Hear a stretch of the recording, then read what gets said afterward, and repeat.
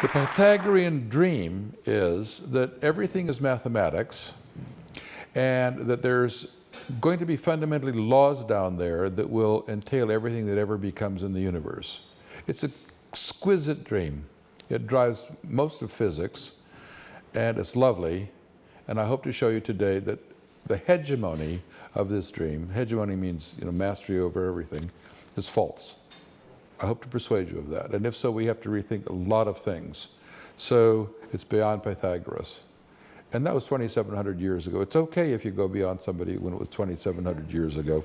Everybody in this room knows Newton. I'm going to tell you the birth of modern reductive materialism. So I'm going to do it quickly. But you all know that Newton had 3 laws of motion. The first, the second, and the third, of course, except in reverse order. And a law of universal gravitation. He also invented the differential and the integral calculus, and he taught us how to think, literally. One person more than anybody taught us how to think. So if you were to have a billiard table, you all know what a billiard table is, I assume, with billiard balls rolling on it? And you ask Newton, what's going to happen to the billiard balls? He would say, look, don't be silly. I invented these laws of motion, measure the initial positions and the momenta of all the balls, measure the boundary conditions. The third law says that the balls will bounce off the walls. Now, having done that, describe the forces between the balls in terms of my second law of motion and the third law of motion.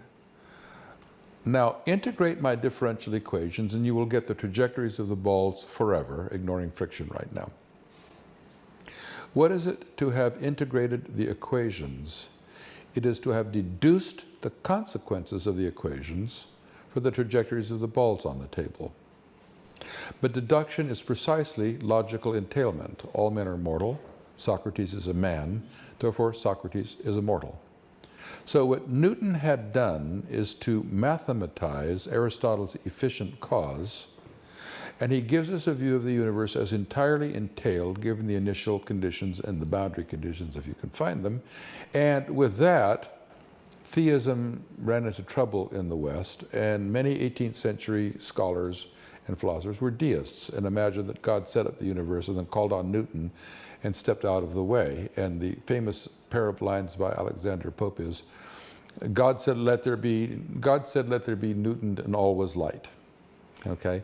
So that's Newton. Now, within a century, Laplace invented the Laplacian demon. He imagined if there were a vast computing system in the sky and it knew all the positions and all the momenta of all the particles in the universe, then since Newton's laws are time reversible, that demon could calculate the entire future and the entire past of the universe. That's the birth of modern reductionism. It is the now written down equations according to which the universe becomes from whatever its beginning was, which of course nobody knew at the time. That is the birth of modern reductive materialism. I'm going to challenge it. I hope I persuaded you that it's wonderful. We can get to Saturn using Newton. At the time of Newton and certainly Laplace, the idea was the determinism, which means that for each state there's a single next state, so a single trajectory in state space and lines can never cross, meant the capacity to predict. Poincaré in 1898 took on 3 gravitating bodies, and Newton knew he was going to have trouble with it, and Poincaré showed that if you have 3 gravitating objects, you get what is now called deterministic chaos, which means that nearby trajectories diverge in state space. So since you can't measure positions to infinite accuracy, you can't predict for very long. So determinism doesn't mean predictability. But we all know that now. Okay, so that's reductive materialism. It absolutely dominates physics. Even with quantum mechanics, it dominates physics. Now I'm going to ask a very funny question, and it's going to become more and more and more and more puzzling. Everybody in this room has a heart. If you don't, please crawl out the door and leave. Now I'm going to ask a question. Why do hearts exist in the universe?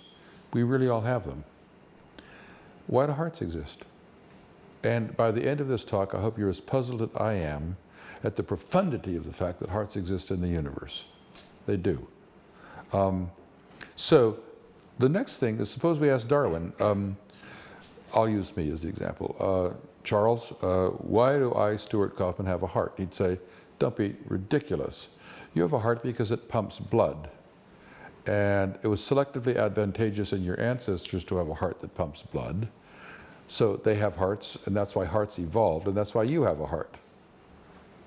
And of course, we all accept Darwin's explanation, unless you're a creation scientist or an intelligent design person, which I am neither of.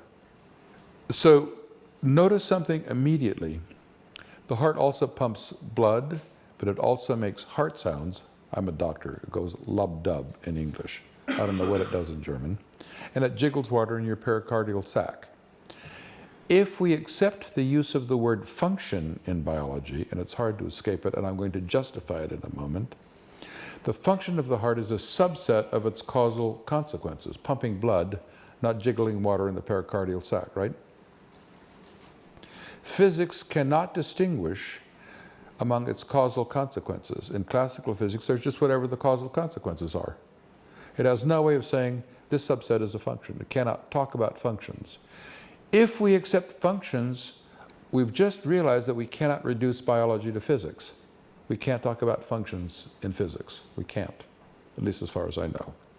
Now, I'm now going to try to offer a justification of the use of functions and function talk in biology. I think it's a sufficient justification. There may be better ones.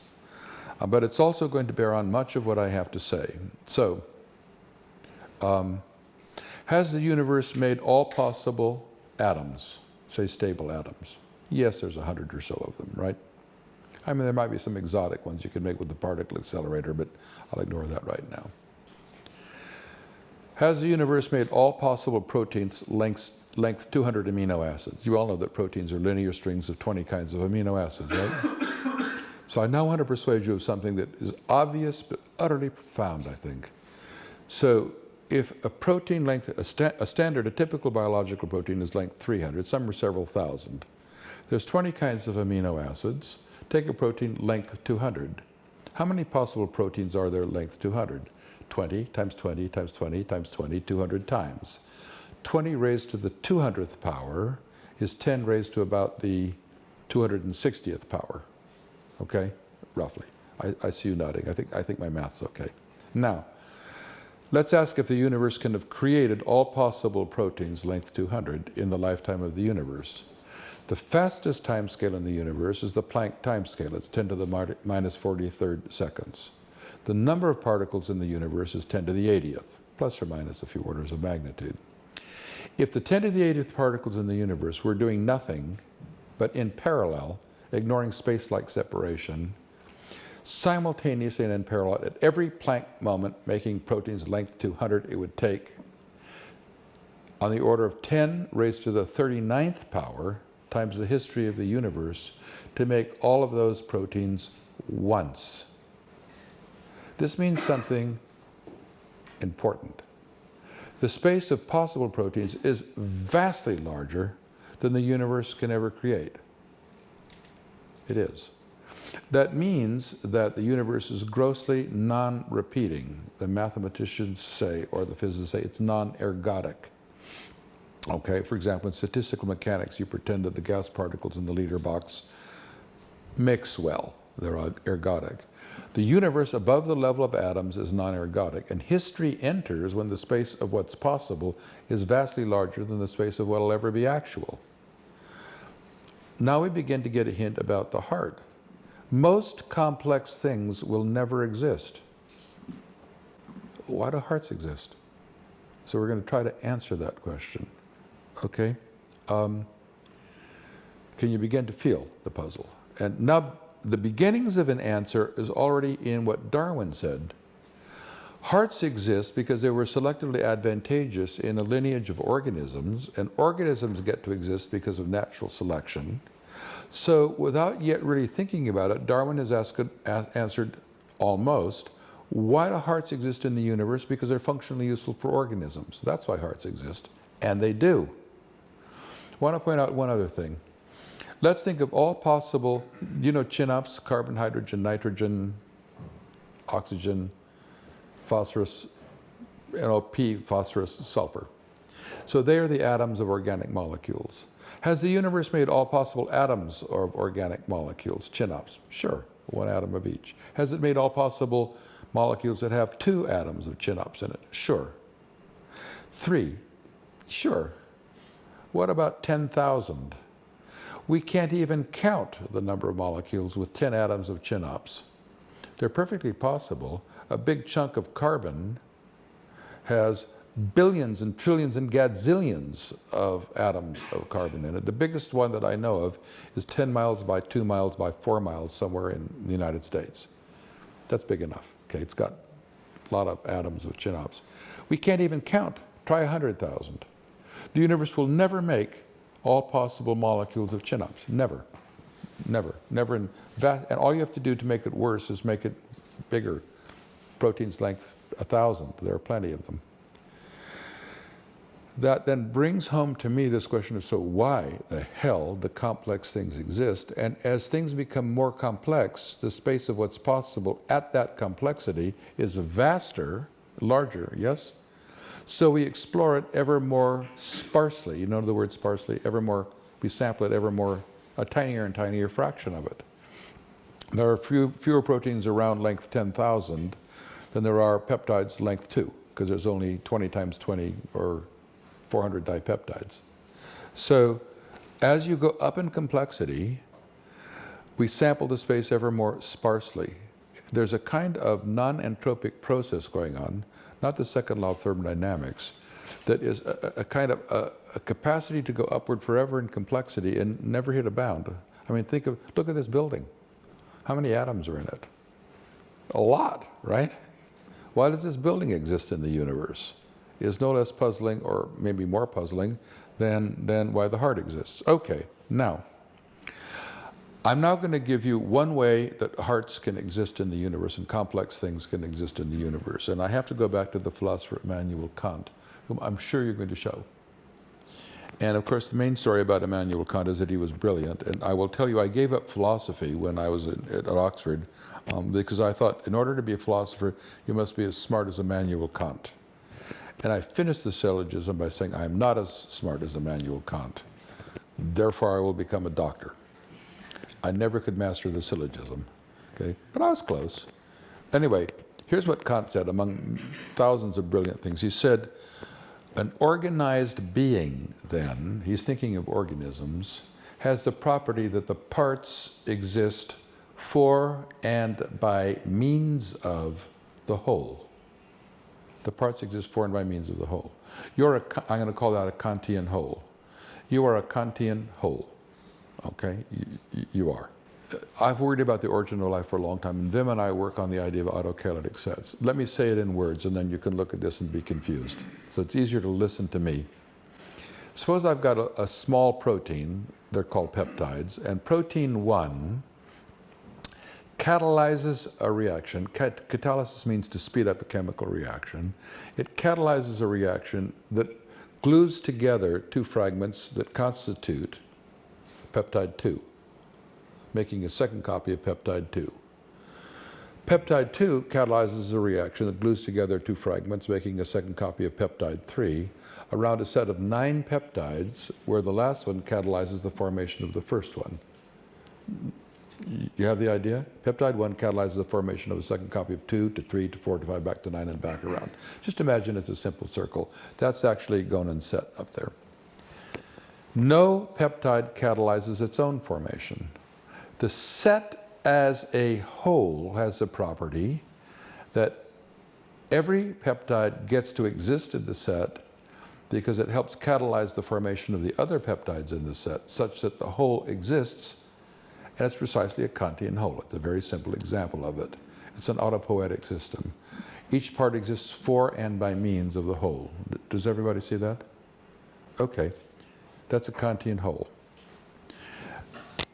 Now, I want to try to define the word function. The Kantian, Gonen Ashkenazi really has this in Ben Gurion University, and he's had it for around 20 years now. And he keeps taking it out of the refrigerator and it reproduces and he puts it back in the refrigerator.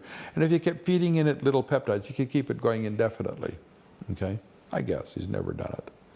It's lasted a long time, right? It's lasted 20 years. So it's gotten to exist in the abiotic universe above the level of atoms for a long time, precisely because it's a self-reproducing thing that gets to exist. Therefore, I want to say we can define the function of a peptide. I'm getting to the word function. I'll need it for the rest of my talk. The function of a peptide is catalyzing the reaction that forms the next peptide in the set.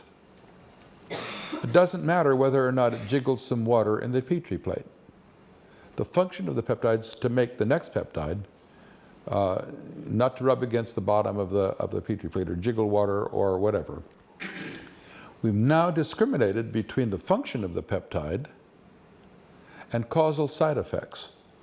We've done the same thing that we did for the heart. The function of the heart is to pump blood, not make heart sounds or jiggle water in the pericardial sac.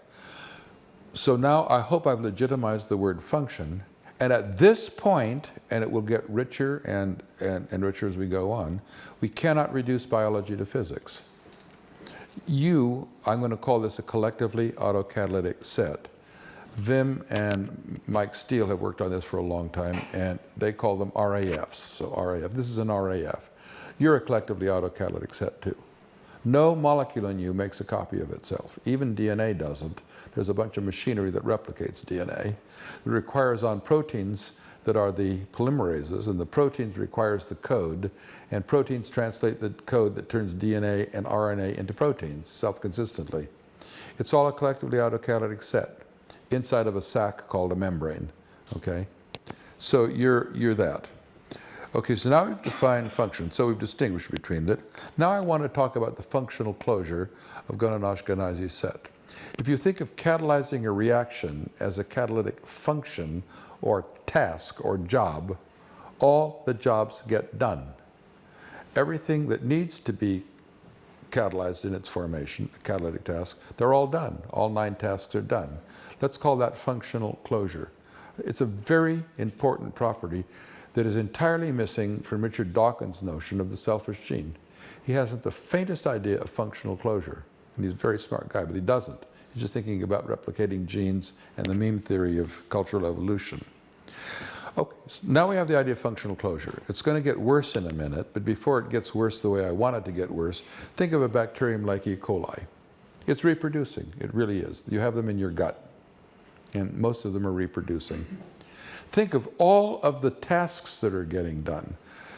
Enzymes are catalyzing reactions, membranes are being built, osmotic pumps are pumping ions, DNA is replicating, the replicating DNA is getting separated to daughter cells, the membrane that encloses a cell is splitting off in the mitosis of the cell. All of that's happening when E. coli divides. We don't even know what the myriad, you know the word myriad, what the many functions are that are achieving a task closure of E. coli. But it's there, otherwise it wouldn't manage to do it. Do we agree? So this is some unprestatable by us right now, task closure. But closure is, I was perfectly happy with it for a while, and then I started thinking, you know, that's no good, it's not enough. And here's why. You have 150 bacterial species in your gut. Most of them are making a living with one another. They're commensals, they're not competing. What are they doing for one another? We haven't the faintest idea what they're doing for one another to make a living with one another. Maybe the toxin of one is the food for another, who knows? Maybe one's providing a surface on which the other crawls. We don't know. But the notion of functional closure is almost trivial compared to what I will call functional sufficiency of each bacterium in the world of all the other bacteria and your cells. I don't know what functional sufficiency is. It's enough so that they can keep on getting on. I don't know how to define closure, but I think you can feel the puzzle. And it's clear that this ecosystem in your gut's doing it. Okay. Now, I'm going to turn to something that's going to sound very strange, and I need the German for it. So what's the word for screwdriver? Schraubenzieher. Oh, say it loud. Schraubenzieher. Schraubenzieher? The word for it in English is a screwdriver. Okay? Can I use the word screwdriver? It's an English word. It means screwdriver. Okay? I'm going to ask you a very strange question. 2. You ready? This is fun. Please tell me, there's a whole room full of people. Please tell me, right here in Vienna, all the uses of a screwdriver.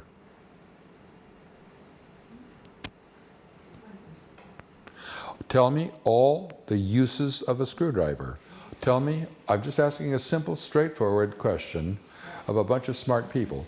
Tell me all the damn uses of a screwdriver. Shorting your battery by putting it across the lead. Exactly, exactly. You know, of course, we'll get to screwing in a screw at the end, but we can make that number too, screw in a screw. Can I open a can of paint? Can I stab somebody? Can I pry open a clam? Yeah, I can pry open a clam. Can I tie it to the end of a stick and spear a fish? Sure. It's kind of hard to pull it back up. You can use it in a talk to make a point. Yes! Oh my God, I've never thought of that. Thank you. That's superb. It's a talking point, and it's also a talking stick, okay, if you're an American, Native American. Can I rent the spear to the natives and take 5% of the fish catch? I can go into business, right? You can kill somebody with this. Yes, I can kill somebody with it, or I can scratch my back, right? Will you accept the following, and once you do, you're doomed.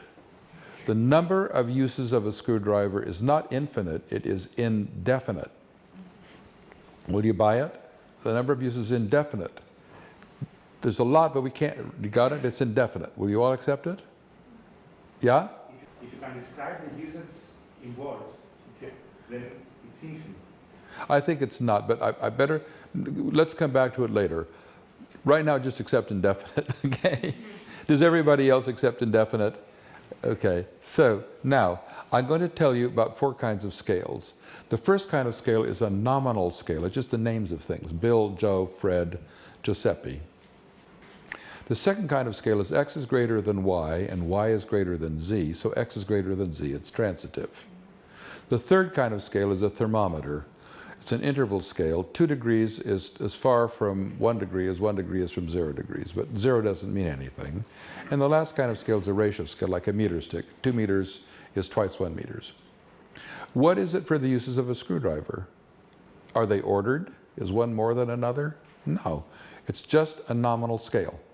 They're just different uses. Yes?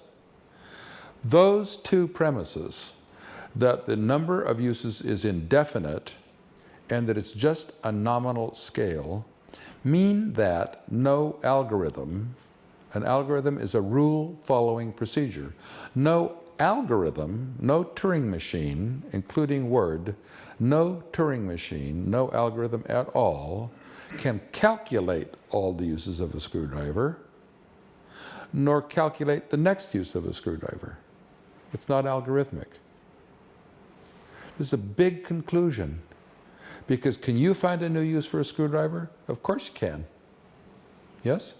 We do it all the time. And if you don't believe it, we've all seen James Bond from many years ago. Could James Bond find a new use for a screwdriver when he needed to? Of course he could. Of course somebody wrote it, but of course he could. So this means something important. I think this means, and it's not going to be the main thing I want to talk about, the human mind can be algorithmic. I still know how to do long division. The human mind need not be algorithmic. Computers are algorithmic. Therefore, the human mind is not reducible to a computer. Big topic, but I'm not going to talk about it. Okay, now,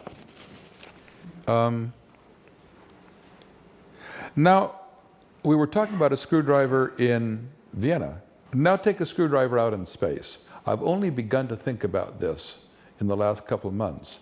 Suppose there's a screwdriver floating in space, and for the heck of it, have a cut-off hand that's alive for about 17 seconds, holding the screwdriver out in empty space.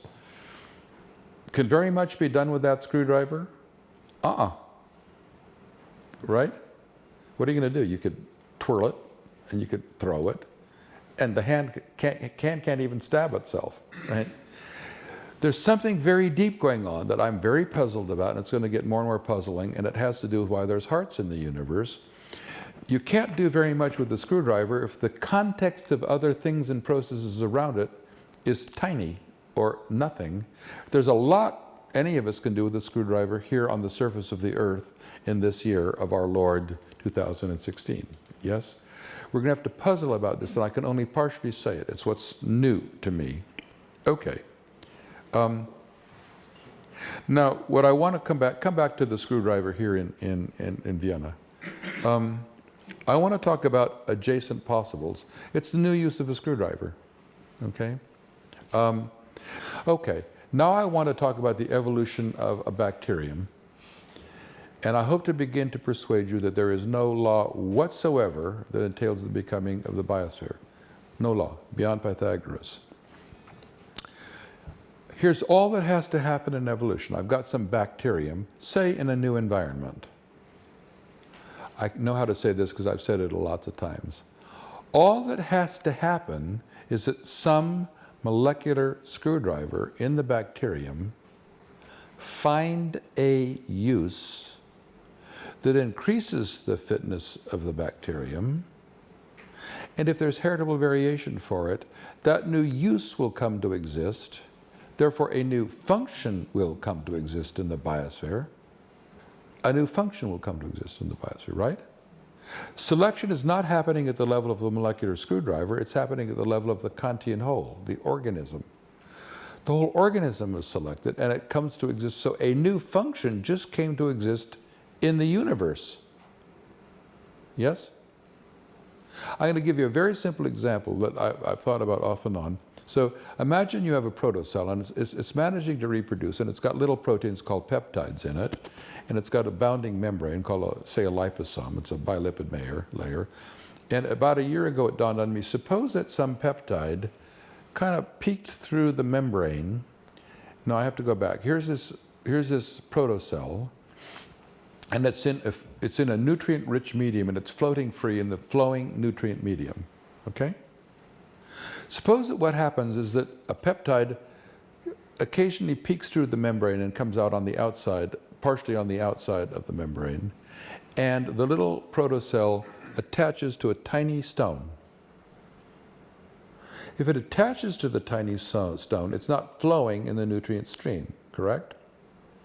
If it's not flowing, it's exposed to more nutrient than if it were flowing. What just happened is, now if that's heritable variation, what will evolve, one can hope, is a protocell that can attach to a rock and hang on to it and feed in the flowing nutrient stream. It's just become, in English, a sessile filter feeder. Filter feeding has come to exist in the universe. It just did. We just saw it. I'm going to come back to this because it's even more puzzling than that, but there it is. The little protein found a use that enhanced the fitness of the protocell. That is the arrival of the fitter, something that Darwin never solved. This is the arrival of the fitter. But it's a new use. Could we have said it beforehand? Typically, it's a new use of the screwdriver, and we could not have said it beforehand. This is going to mean in due course that, because I'm going to get to Darwinian pre-adaptations, that there's going to be no law that's going to entail the becoming of the biosphere. But let me come back to the screwdriver in space and the screwdriver in Vienna. We have the intuition that there's more things that can be done with the screwdriver in Vienna than in space. We can't even say what I'm trying to say yet. Somehow, the uses of a screwdriver, by whatever, a protocell or us, depends upon the context of other things that are around, other things and processes. I can't even say this yet. I've been struggling for months to be able to say this. It's going to go in very strange directions, but that feels right. The more things are around, the more things can be done with anything, right? Here's where it's going to lead. More things, more context makes more opportunities for things to come into existence. More things coming into existence is going to create more context that creates more opportunities for more things to come into existence. And that's what's happened in the explosion of the economy in the past 50,000 years and in the explosion of the biosphere. And we can't talk about it yet, but it's right in front of us. It's always that way. It's always simple, but you can't say it yet. Okay.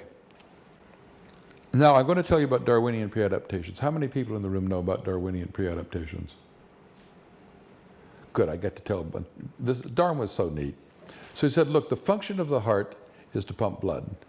But he says, you know, an organ with a function, which is a subset of its causal consequences, might find itself in a different environment, and causal consequences that are not functions now might be selected, and a new function will come to exist in the biosphere. That's called a Darwinian pre-adaptation, not meaning that evolution had foresight, but it just so happened. Okay, and I'm going to show you a few. Stephen Jay Gould wanted to get rid of the notion of foresight on the part of evolution, and therefore he came up with the phrase exaptations. So I'm going to tell you 3. Everybody can hear me because I've got this. The reason you can hear me is you've got 3 bones in your middle ear. The 3 bones in your middle ear, the incus, the malleus, and the stapes, derived from the jawbone or bones of an early fish that were sensitive to vibrations by Darwinian pre-adaptations. It is the co-opting of something for one function for a new function, okay? That's what a pre-adaptation is. So I'm going to just tell you one more. Some fish have a swim bladder. This one I can say well, I've said it a lot of times. A swim bladder is a sac partially filled with air and partially filled with water. The ratio of air and water tunes neutral buoyancy in the water column. Okay? Now, paleontologists believe that swim bladders arose from the lungs of lungfish. So some water got into the lungs of some lungfish, and now it's got water. It's a sac with air and water in it. It's poised to become a swim bladder. Let's say the paleontologists are right. They think they are. Now, I want to ask something, a bunch of things about this. When the swim bladder comes to exist, like the sessile feeder, did a new function come to exist in the biosphere? Yes, neutral buoyancy in the water column. Does anybody doubt it? It did, right? I doubt it's new. Huh? I doubt it's new. It might not be new, but in any case, sometimes it arose for the first time, but let it be the swim bladder. Second, does it change the future evolution of the biosphere? And I thought for a long time, of course it did. Now you've got swim bladders, you get altered swim bladders and new proteins. Then I realized something very weird. Once there's a swim bladder, is it possible for a bacterium to evolve to live only in swim bladders? Sure. There are bacteria that live only in the eyes of sheep or in the lungs of sheep. It's called mycoplasma. So could a bacterium or a worm evolve to only live in swim bladders? Yes. Let me call a swim bladder, once it exists, an adjacent possible empty niche, because a worm could come to live in it. Okay. Do you think that the swim bladder, once it exists, causes the bacterium to come to live in it? No, it doesn't. It makes it possible for the bacterium to come and live with it. To make possible is to enable it. So we think that our explanatory language is cause and effect. Right now we're confronted with something new that we use all the time in ordinary life.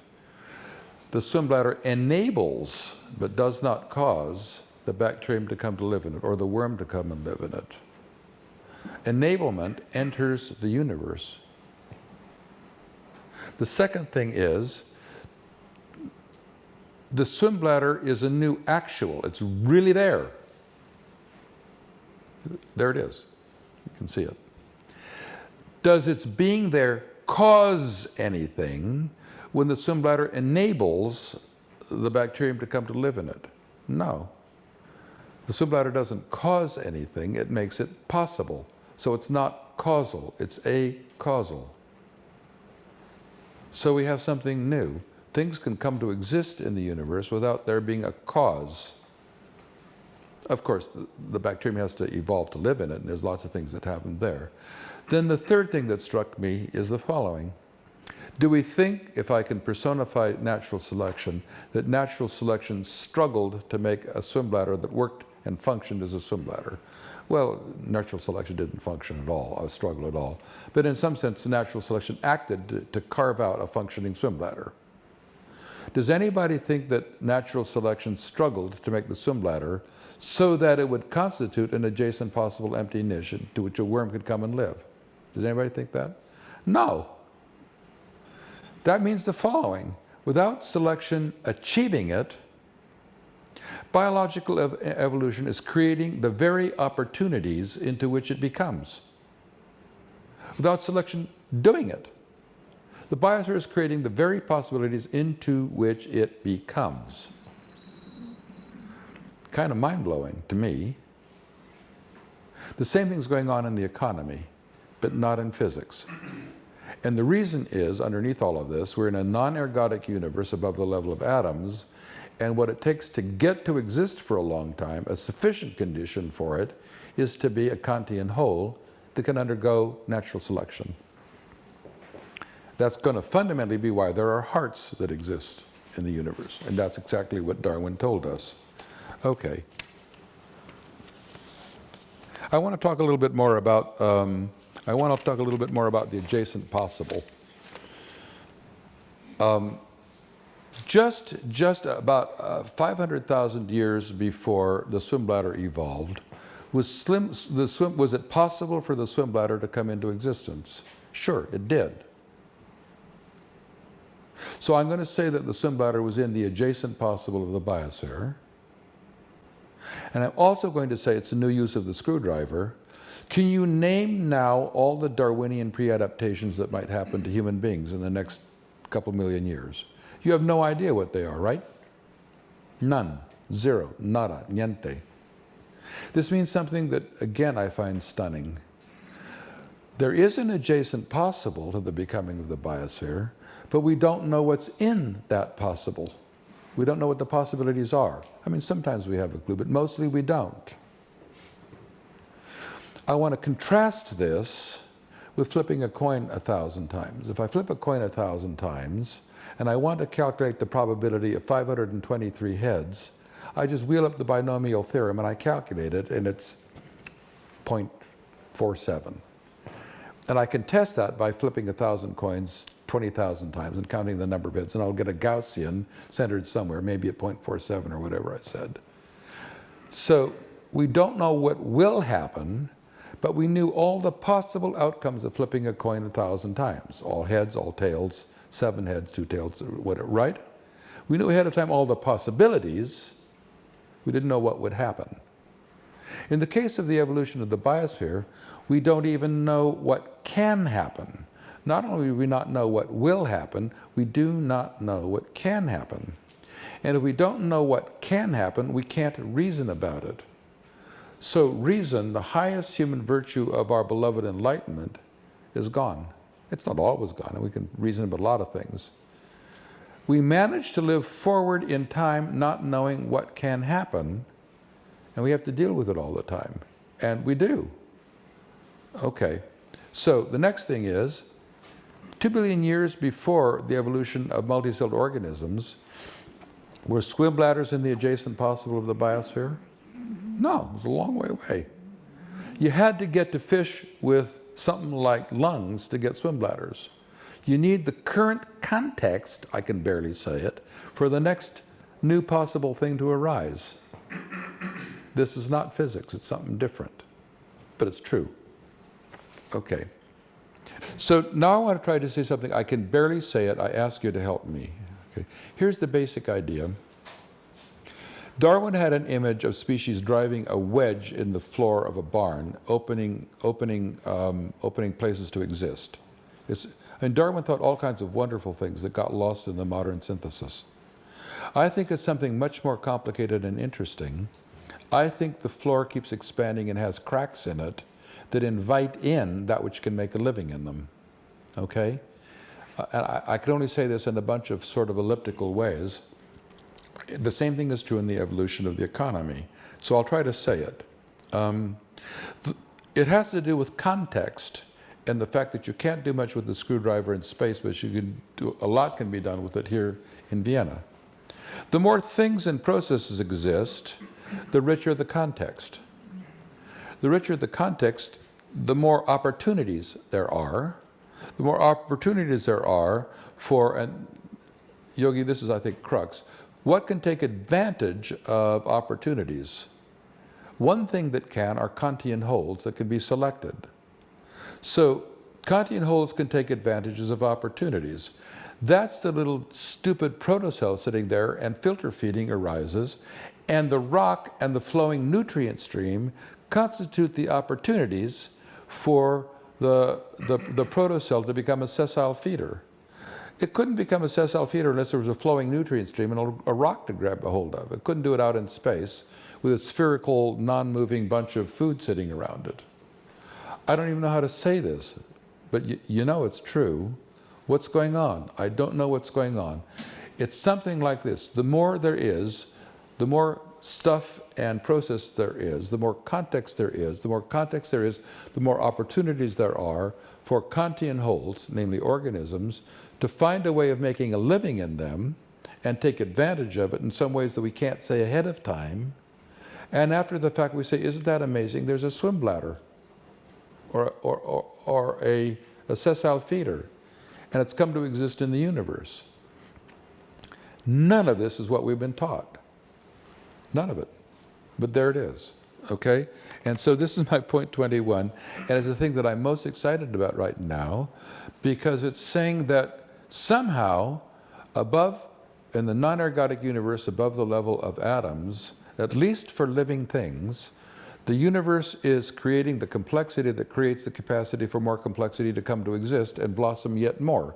Life has blossomed from the origin of life to hundreds of millions of species with enormous diversity.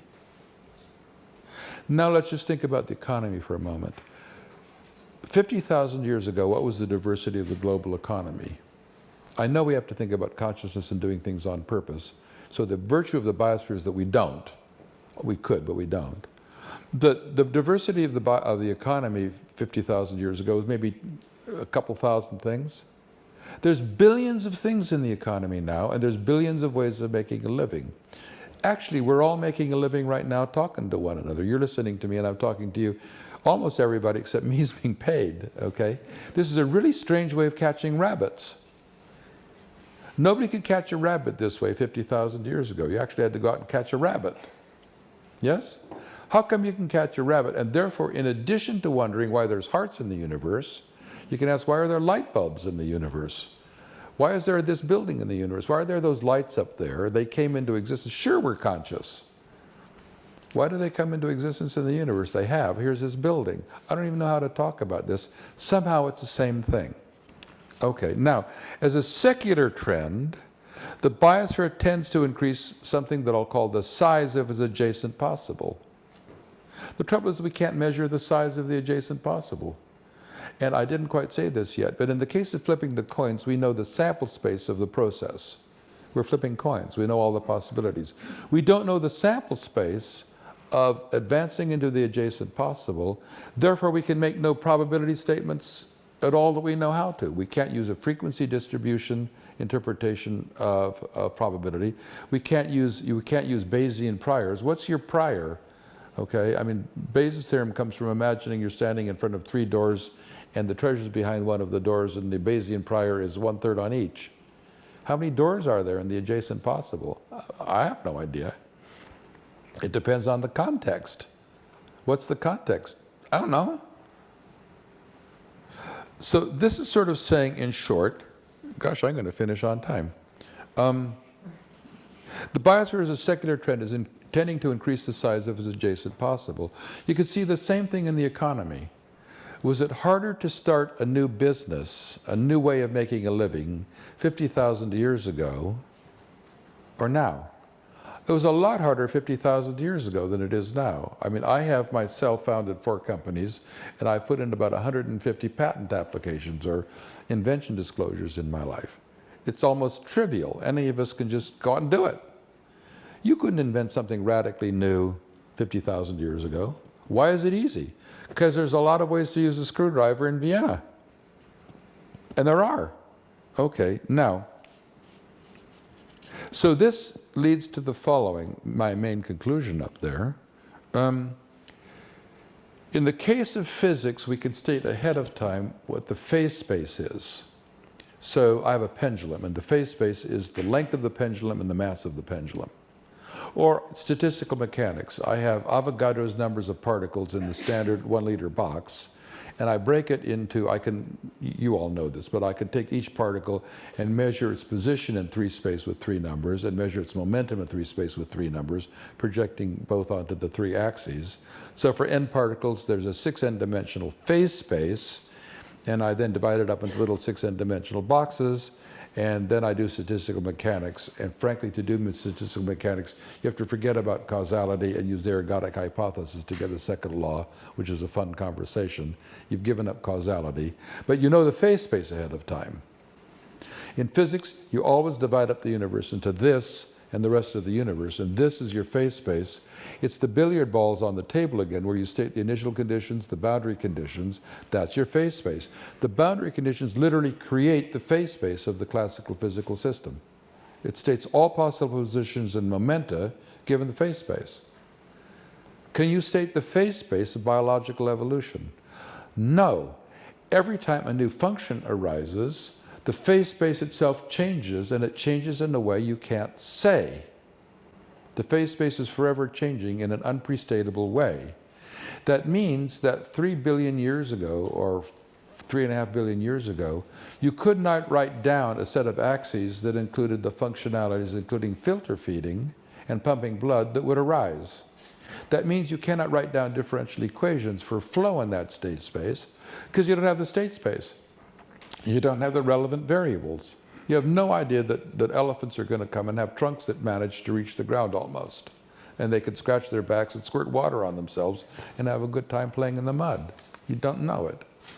So you cannot write down the variables. If you can't write down the variables, you can't write down the laws among the variables. Therefore, there's no differential equations that describes the evolution of the biosphere. Even if you had them, you couldn't write down the boundary conditions, and it's easy to see why.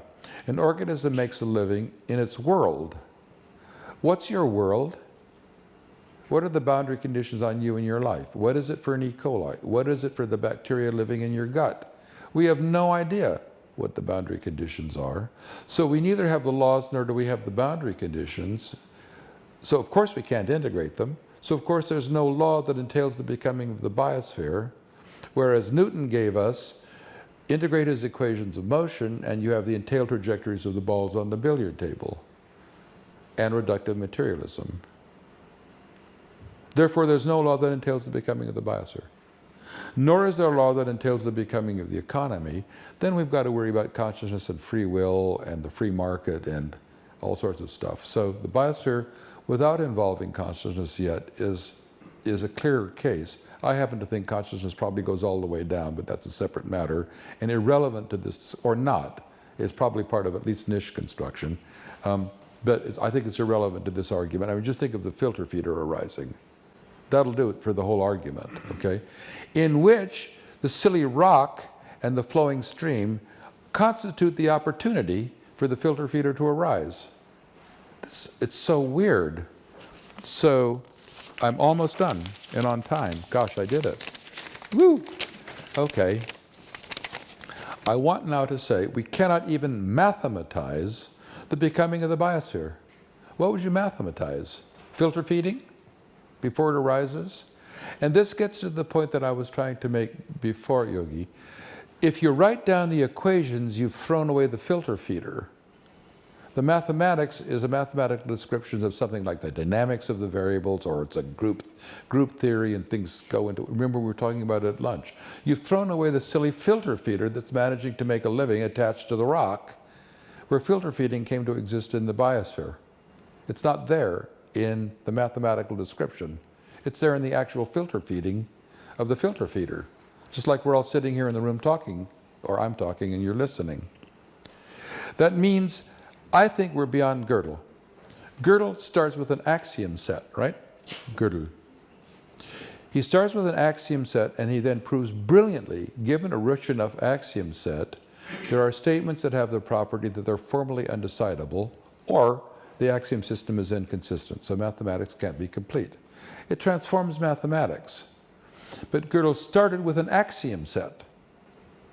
What's the axiom set for the becoming of the biosphere? There aren't any. What's the axiom set for technological evolution? There aren't any. We can't mathematize them. Therefore, we're beyond Pythagoras. So I will end with the following. If the biosphere has no laws that entail its becoming, which I hope I persuaded you of, and the biosphere is part of the damn universe, then whatever string theory may be, which there's now 10 to the 500th versions of them, or 10 to the 1000th versions of them, and bless them, you know, maybe they find, may they find the graviton. There's no law that entails the becoming of the biosphere, which is part of the universe. Therefore, there's no law that entails the becoming of the universe as a whole. We're beyond the Pythagorean dream, and we're beyond reductionism. We're not beyond reductionism in the following sense. You can certainly get to Saturn using Newton's laws. Quantum mechanics is confirmed to 13 or 14 decimal places, general relativity to 13 or 14 decimal places. But there's no law that entails the becoming of the biosphere. If we accept all of this, then when can we have laws? Why? When can't we? Why? We haven't the faintest idea, or at least I don't. Does it have something to do with Kantian holds? Is this a sufficient condition for it? I think it is. Is it a necessary condition? I have no idea. So finally, not only does it end the hegemony of reductionism, it ends the hegemony of the Pythagorean dream. Thank you.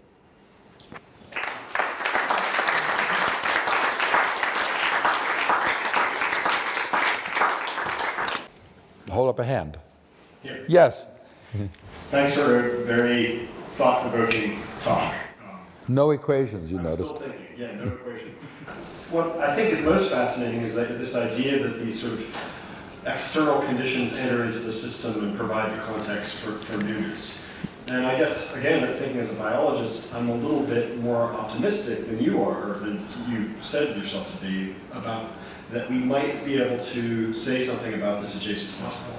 So I'm particularly thinking about the frequency of convergent evolution. We see convergence all the time. We had this. What that tells us is that at least from a particular starting point, we can, or evolution Yes. does have an idea, I don't know what to call it. So there is an adjacent possible that could at least be calculated, or that we can make some probabilistic statements about, or convergent evolution would happen. So it's not just this crazy infinite space, it is constrained. And isn't that a good thing?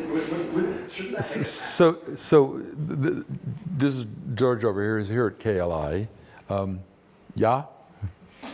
Pardon me? I was just referring to you. Yes, I heard that much. Yeah, and you're here, I think. So we started this discussion, actually, I mean, I know perfectly well about convergent evolution. Therefore, it's more complicated than I said too. There's a lot of convergent evolution. I mean, if you have something swimming in the water, it's a really good idea to be streamlined. And if you're going to fly, it's a really good idea to have an airfoil, okay? And bats do, and birds do. I don't know if flies have an airfoil. I think they sort of flap their wings and do something else. So yes, and so in part we can see functional constraints, and there's a lot of convergent evolution. We both know that if you look at the marsupials and you look at the mammals, there's an enormous amount of convergent evolution. The eye has evolved 11 times. Ricard Soleil, who's an old friend, was just here. There's a bacterium that has an eye. Do you know this? I didn't know this until about I didn't know this until about 5 days ago, and my wife Catherine has a picture of this little bacterium, and it's got a lens eye that it's made out of the wacky, I didn't even read the article, okay? So that's true. There's functional constraints, be streamlined. As Wim says, you know, if there's air, it's a good idea to fly. Manta rays fly in water, right? So that's got to be true. Meanwhile, what I've said is also right. Therefore, neither is right in the extreme. There's something where, let me try this on you. You and I know what the loop of Henle is, yes? Okay, probably most people in the room don't. It's one of the few interesting things I learned in medical school. You have a kidney, and there's a tube that comes down and turns right around and goes up.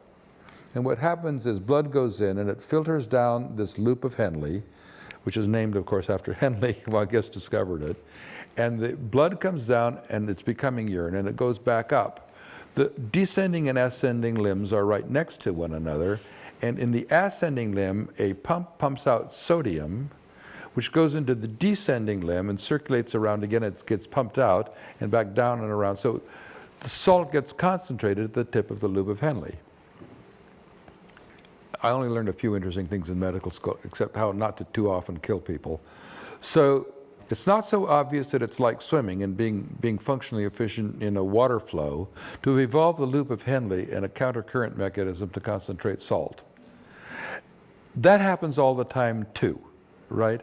So this now requires, and you're right, and so are you, it now requires some kind of parsing to say, when is it that this stuff is some sort of splaying into this weird space? And now we have iPhones, right? Who would have said iPhones? Because it's not different in technological evolution somehow. And yet there's convergent evolution and technological evolution, and biological evolution too. And the answer is, I don't know. I don't. I know that that's a right question. And the two extremes are Stephen Jay Gould saying if you were to play the tape over again, it'd be radically different. And Simon Conway Morris saying, nope, you get people, okay? And it's somewhere in between. So you're right. Now what? I don't know. Neo-Pythagoreanism. Huh? Neo-Pythagoreanism. Okay. Yes, sir. I think we must not make the mistake to say there are no laws only because we don't see them. There are laws, and the laws, the evolution could not work without laws. They are the foundation of development. Yes? So, okay. so let me summarize what you've said, and I'll thank you for it. I think your points are the following, or include the following. Quantum mechanics works. You're right that we have, but a huge thing is that we have the laws of quantum mechanics. It's called the Schrödinger equation, or Heisenberg's matrix mechanics. We don't know what it means. There's 14 or 18 interpretations of quantum mechanics, but it's confirmed to 13 decimal places, so it's awfully good. General relativity works at 13 decimal places. We don't know what dark matter is. We don't know what dark energy is. There's an enormous amount we don't know. And I think we're just going to have to disagree. I've tried to present my arguments for why there's no laws for the becoming of the biosphere. That's exciting if it's true, because the most complex thing we know in the universe is all around us. And if it can have come to exist with no laws, we don't need laws for complex things to come to exist, including the economy. So I think your statement's an important one, and the important one is, it's the faith in the Pythagorean dream. There must be laws, otherwise it can't, whatever it is can't happen. If I'm right, we happened. Pretty neat, huh? So thank you. Are there other questions? Yes. If you say that there are no laws, what are we then looking for? How are we supposed to understand evolution? So, super. In the mid-20th century, there was a dominant theory in the philosophy of science. It was due to physics, and it was called the nomothetic view of science. And it was precisely Newton, if you will. Science consists in having general laws, deducing specific consequences from those general laws, and then testing them. What do we do if we don't have laws? Well, there is an answer, and you know it. What do paleontologists do? They do the history of life. Darwin taught us, he looked at all of these species and he said, you know what, it looks like somehow they're related by descent with variation. Well, so now we know that there's jumping genes, and maybe before the Darwinian transition, genes were jumping back and forth, and there was some sort of swarm of organisms exchanging DNA. We could do paleontology. More than that, not only can we do paleontology, we're doing the history of life, right? Are there absolutely legitimate questions to ask? There are all sorts. What's the number of species per genus? What's the number of genera per family? What's the size and distribution of extinction events? It's a power law. Why is it a power law? Who descended from whom? Why is island biogeography the way it is? What happens with the area of an island compared to the number of species you can have on it? Island biogeography is a well-formulated theory, right? There's a lot of things we could do, but island biogeography, which says as you increase the area of the island, the number of species goes up as the area to the cubic power, or whatever it says, doesn't tell you what species are on it. Then we have notions of trophic levels in ecosystems, right? You have things that trap sun, and the things that eat on that which trap sun, and the things that eat that which, right? So we have the notion of food webs. But it doesn't tell you what specifically is in this food web. Can we do stuff? Of course, people are doing things all over the place. Are we deducing the specific content of the biosphere? No. That doesn't mean we can't do all kinds of science. You're asking a really deep question. It's not a trivial question. What do we do in an historical science when the nomothetic theory of what science is collapses? Popper said that evolution is not a science because it doesn't have testable consequences. He was right. Typically, it doesn't have testable consequences, and I've just said it again. But it's got a lot of consequences that we can test. So we have to reformulate what we mean by asking a question and answering a question and calling it science. It's the same thing in linguistics. It's the same thing in the evolution of the law. It's the same thing in the history of economics, right? I mean, there's all this economic theory which doesn't apply to reality. I mean, you know, you have 17 angels and you get 19 answers and none of them is right about the economy. So there's a lot of things we can do, but we have to reformulate. We have to escape. Physics doesn't have to escape yet the noethetic view of science and the philosophy of science. We do. And that's fine, but it means we have to think hard. So your question is a deep one. Yes? If I understood you right, you are proposing here that more stuff will be making possible even more stuff. But in a formal book of you, in a what? in a formal book of you, in the original order, you were phrasing the tragedy of complexity. The what? The tragedy of complexity. Oh, the complexity catastrophe? Yeah. Yes, yes. I like tragedy better, but thank you. Yeah, I was very impressed with this.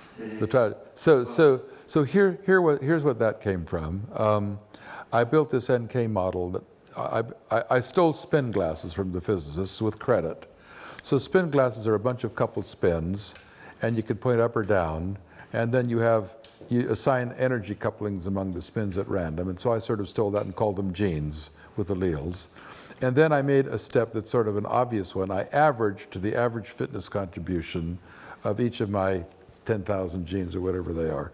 Because I averaged them, I didn't have to do that. I could have taken the absolute value.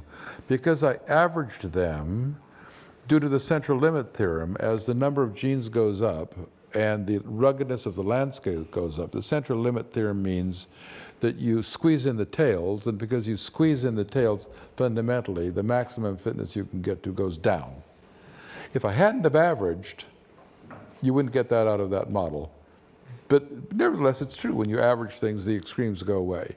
There's something else that's going on here that's just, to me, stunning.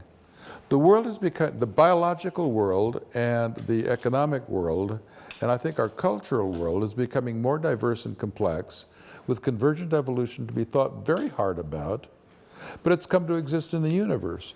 And we don't know how to talk about it, but it's right in front of us. It is. So you're right. Anyway, with respect to the point you're making now, yes, I talked about a complexity catastrophe that's specific to a model, is really the central limit theorem, okay? And it depends upon a Gaussian distribution and the behavior of Gaussian distributions that Gauss worked out. What that has to do with the rest of this, I don't know. I don't know. I don't know. We not have a catastrophe. Look, we're in danger in the United States of Trump becoming our president. Yes. I guess we should end in time for one more question. Almost 6, so let's do one more question. One more question, and I thank you all. Imagine, so you have all metabolites measured, proteins, transcripts, etc. You put them into a matrix. You have you put them into a matrix, a data matrix, right? You measure all morphometrics data. You include phenotypic data, genotypic data, etc., for one single organism, and then you do it on a time scale. So you have a trajectory. So what can we learn about this trajectory and the underlying principles of this trajectory? If we have then concepts of this underlying system, then of course we can add further constraints to predict the trajectory of the system. So, thank you for asking the question. It's another one of the questions that is a deep one. So let me draw a distinction. What I'm talking, there's two phrases, synchronic and diachronic. Synchronic is at the same time, diachronic is across time. Everybody knows that, so forgive me for preaching. A story about evolution is diachronic. It's evolution of organisms coming into existence and going extinct since life started. A synchronic description is of my heart now. It already exists. And so there's a bunch of things buried in what you said, but it's synchronic. You're saying, granted that I have you and I have your heart, do I think I can use reductionism to explain the dynamics and how your heart functions? Yes, I do think so. There's a caveat I'm going to come to in a moment, but I'd like to say something else about it. You just invented the same thing that my colleague Lee Hood has invented. Catherine and I are at the Institute for Systems Biology in Seattle, and what Lee wants to do is create a very high-dimensional space, which is exactly what you said, for everything you can measure about people. You know, their environment, whatever that means, all the blood things that you can do, all of the proteins you can do. Make this high-dimensional space, the genotype and everything for each of, you know, millions of people. Each person is a point in that space, and over time the person follows some trajectory in that space, exactly as you said, and then nearby points might follow nearby trajectories or they might not. And the hope, the serious hope is one could use that high-dimensional space to find good treatments for patients in nearby points in that space in a genetically fragmented population. I completely agree. But you've already got you, and you've already got your swim bladder, okay? You've already got your heart. So it's synchronic. I think with one caveat I'm going to throw in, reductionism works. Here's the caveat, and I totally agree with what you're saying, and it's the dream of personalized medicine, okay? Here's the problem though. What's the function of my heart? It's to pump blood. Now I've got some little molecule somewhere in some cell, okay? And it's got some molecular bump, an epitope on it. What's the function of that molecular bump? You have no idea, right? And what I'm getting awfully confused about is, if I want a functional description, do I think that every bump on everything in an organism is selected? No, that's pan-selectionism. For example, the fact that your heart makes heart sounds and jiggles water in the pericardial sac wasn't selected, presumably. Can you have a functional description of your 10,000 dimensional phase space? Well, for the heart pumping blood, yes, and you can work out the fact that, you know, you have atrial fibrillation, it's because you have spiral waves on the atria. Can you figure out what the functions are of all of these little diddly-doops?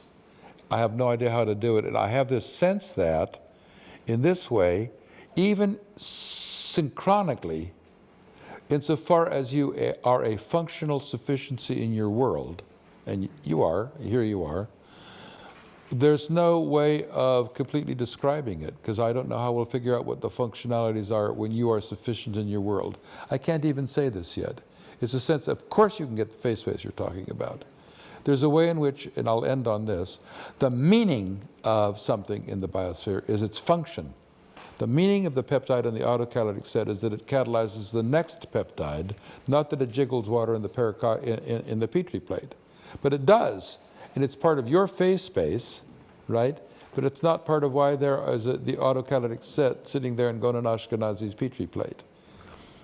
This is so wonderfully confusing, I love it. Thank you all so much for paying attention to an equationless talk. Thank you, Yogi. Thank you very much for coming. Thank you, Stuart, for a wonderful talk. Thank you all. Thank you for listening.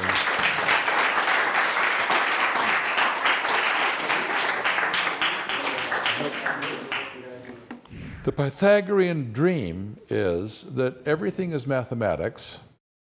I want to combine the sensation of natural existence, beauty, with some ideas that are disturbing.